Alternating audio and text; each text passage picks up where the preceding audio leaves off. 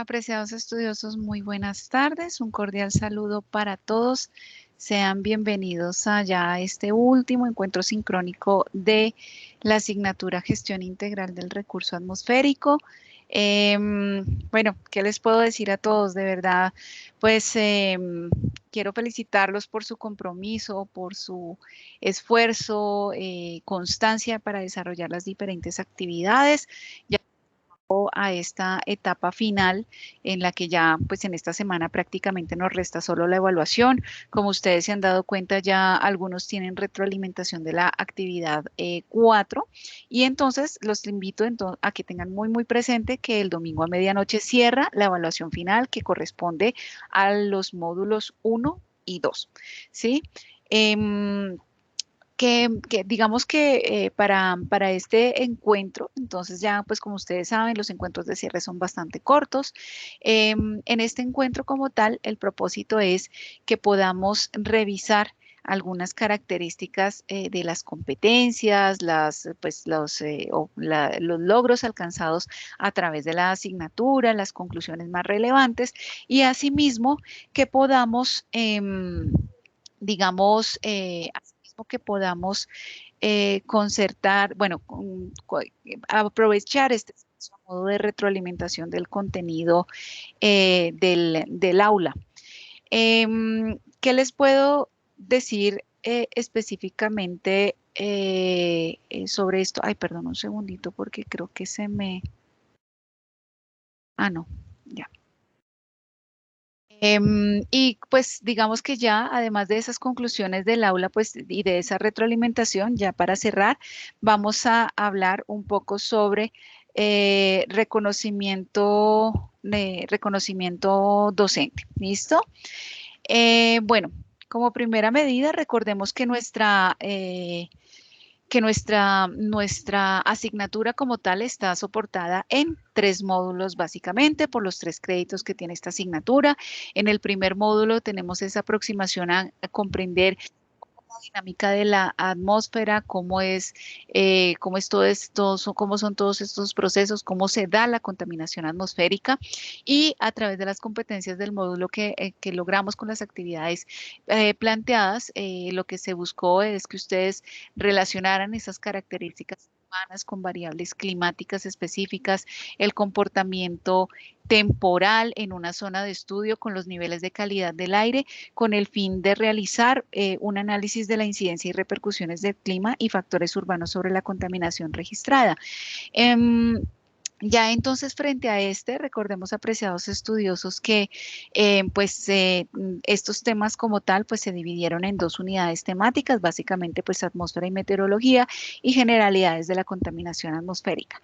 ¿Qué encontramos en el segundo módulo?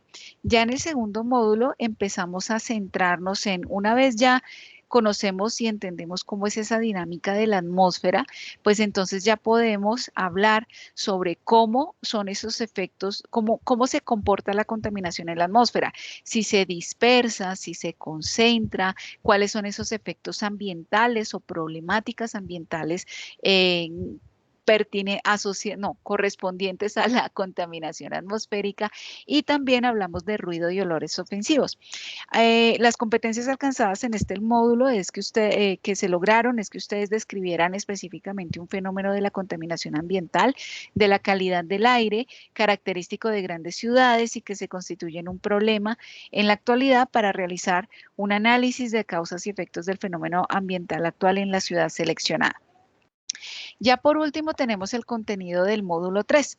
En este módulo específicamente hablamos entonces sobre fuentes móviles, fuentes fijas, cómo se hace la medición en en los diferentes tipos de fuentes. Hablamos sobre los sistemas de vigilancia, cómo son esos sistemas, esos equipos como tal de monitoreo, las redes de monitoreo de calidad del aire, aspectos asociados a la modelación y control de emisiones desde como esos aspectos de gestión en control de la contaminación.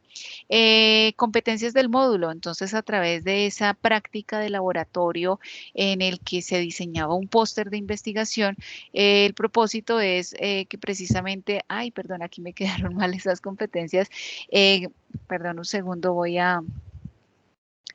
Voy a compartirlas acá. Me excusan un segundo, por favor, porque este fue un pequeño lapsus que tuve.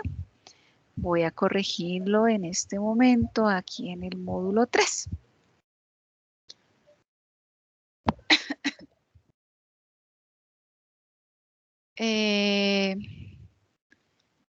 Listo. En el módulo 3. Listo. Entonces, el propósito de esto es que ustedes analizaran precisamente ya la relevancia de lo que es la modelación de calidad del aire para la toma de decisiones a través de la identificación de estrategias de mitigación de la contaminación orientadas a las fuentes de contaminación y que con esto también diseñaran un póster de investigación como recurso de divulgación de una investigación aplicando los lineamientos técnicos sugeridos.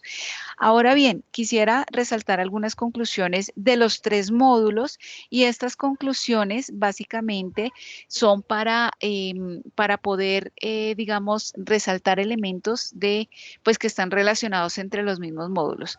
Básicamente, pues la atmósfera incide en el desarrollo de la vida del planeta, nuestra protección. Si la atmósfera no tuviera las características que tiene, realmente no habría vida en nuestro planeta. Las condiciones no serían favorables para el desarrollo de la vida o serían situaciones absolutamente extremas y adversas.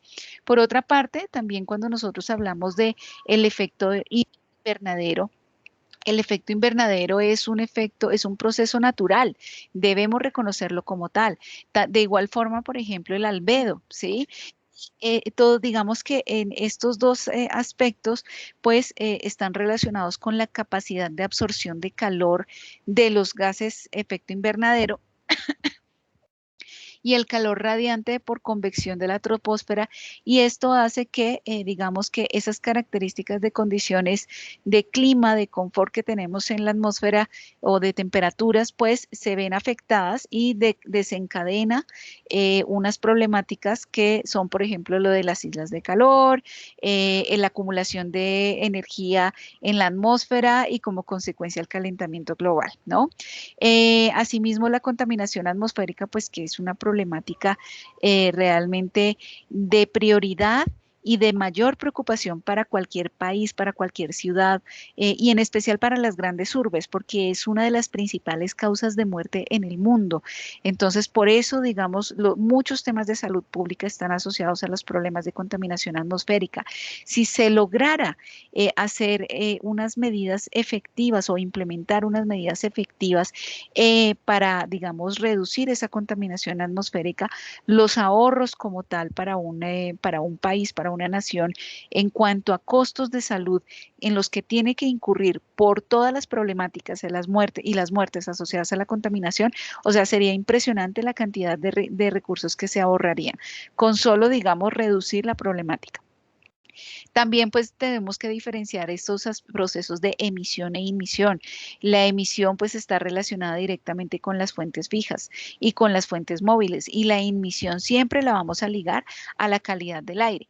De otra parte también podemos hablar que la dispersión como tal de contaminantes, o sea, los contaminantes en la atmósfera y por los mismos procesos atmosféricos están relacionados con la dispersión, el transporte de esos contaminantes o la misma concentración. O sea, los contaminantes se pueden transportar en la atmósfera y asimismo se pueden dispersar gracias a este transporte o por condiciones específicas pueden concentrarse.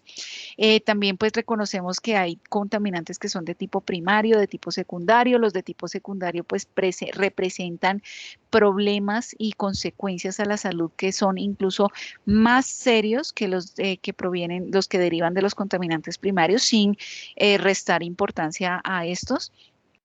Y digamos que pues aprendimos y reconocimos ciertos fenómenos de contaminación como lo son la inversión térmica, las islas de calor, la lluvia ácida sería otro, y que está digamos muy asociado a características geográficas, perdón, topográficas y asimismo características ya de condiciones de cómo son las corrientes de aire y las concentraciones como tal, la ubicación de las industrias, etcétera. Ruido y olores ofensivos, pues este es un tema que tiene un componente subjetivo muy fuerte, ¿no? O sea, hay una percepción en la fuente receptora y de esa percepción, pues es que resulta qué tan molesta es o no. ¿sí? Sin embargo, pues existe un marco normativo bajo el cual se regulan estos aspectos. Los equipos de medición, hay equipos que son de tipo manual, hay equipos que son automáticos, hay otros que son híbridos, y todos estos integran, sin importar, digamos, el tipo, integran los sistemas de vigilancia de la calidad del aire que permite, digamos, tener información para tomar acción específica frente a las condiciones de calidad de aire que tenemos en una región específica. Sobre estos sistemas de vigilancia, hay unas mediciones que se hacen en campo, que se hacen análisis de muestras como tal en laboratorio y que se generan los reportes que correspondería a los equipos que son de tipo manual, y muchos equipos automáticos, pues realmente este análisis de muestras se corresponde, digamos, a la misma etapa de medición de campo y se envía la señal, la información directamente para su debido análisis y reporte. Toda esta información de los reportes alimenta los ICA, índices de calidad del aire, y ustedes pueden ver incluso páginas que muestran globalmente todos esos sistemas de vigilancia de la calidad del aire en todos los países. Si ustedes buscan, ay, se me olvidó el nombre, que es Air Quality Index, voy a ponerlo acá, esperen un segundo. Voy a ponerlo en el texto. Eso, la verdad, se me pasó mencionarlo en nuestras clases. Voy a ponerlo acá para que ustedes lo busquen. Si ustedes buscan World Air Quality Index, ustedes van a ver una mapa global con todas las redes de monitoreo precisamente que existen en el mundo, que muestran cómo está el estado de calidad del aire en los diferentes países, regiones, localidades. Pues digamos que acá sobre las emisiones y las inmisiones, para ambas, digamos que aplica la modelación. Existen diferentes tipos de modelación. Hay unos que involucran un nivel de detalle más profundo, analizan incluso transformación de contaminantes. Hay otros que están orientados más simplemente a la dispersión. Sirven para analizar entonces el comportamiento de un contaminante en la fuente, de cómo se dispersa, o la emisión contaminante, digamos, cómo es su comportamiento en la calidad del aire, ¿no? Y asimismo la modelación pues es una herramienta vital que sirve para la toma de decisiones, para políticas públicas, para tomar acciones específicas de gestión, de control de la contaminación, o para hacer más restrictivas las normas. Se soporta precisamente eso porque a través de una modelación yo puedo predecir, yo puedo describir o anticiparme a unas condiciones que yo espero sean lo más cercanas a la realidad, y ese sea mi soporte para tomar decisiones específicamente. Ya digamos, frente a estos otros aspectos pues de retroalimentación que teníamos para hoy, les recuerdo, apreciados estudiosos, que este espacio es también para que ustedes compartan su percepción del aula, el contenido temático, la pertinencia, la percepción que tuvieron de los temas, de cómo se desarrollaron, la claridad de los temas, si quizá las actividades ustedes consideran que son pertinentes a las temáticas, o si quizá hay una temática que les gustaría trabajar más en las actividades. Todo esto, apreciados estudiosos, nos permite fortalecer, digamos, como las oportunidades que tenemos